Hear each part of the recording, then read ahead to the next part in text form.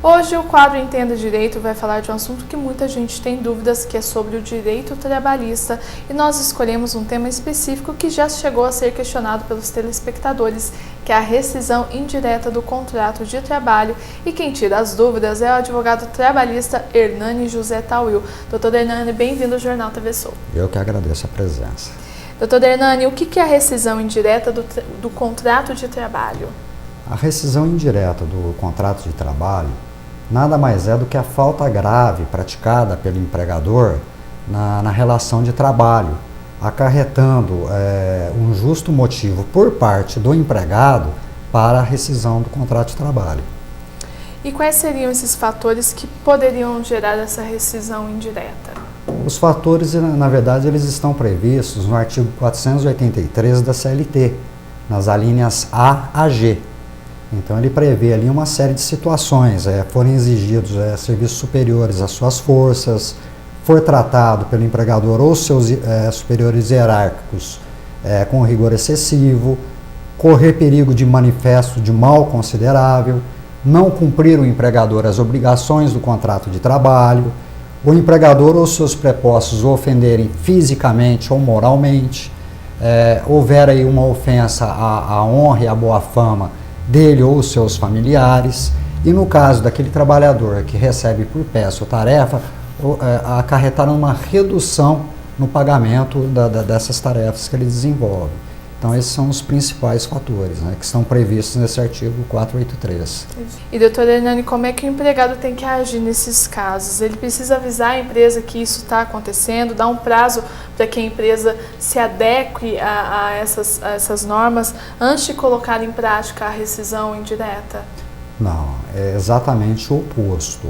O empregado que entenda que há um motivo para a rescisão por justa causa, ele deve ter uma atitude imediata, exceto duas situações, que é no caso do empregador não cumprir as obrigações do contrato de trabalho, ou no caso da redução de peças e tarefas, onde a lei prevê que ele possa permanecer ou não no emprego. Exceto essas duas situações, ele deve de imediato pleitear a rescisão indireta sob pena do perdão tácito.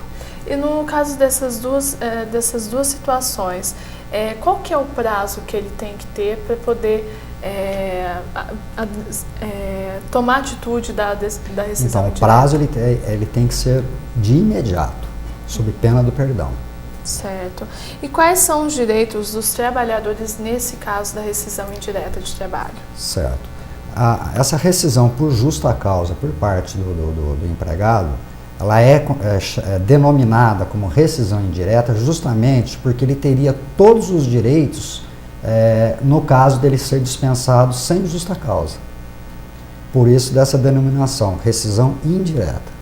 Então ele tem todos os direitos como se fosse... Aviso prévio indenizado, férias, 13º salário, liberação de fundo de garantia, com a multa rescisória, liberação de guia de seguro-desemprego, etc.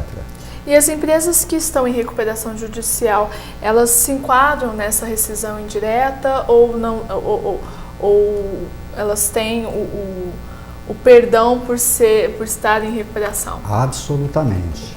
Mesmo estando em recuperação judicial, aplica-se normalmente a lei trabalhista no caso dessa recuperação, porque ele não pode criar aí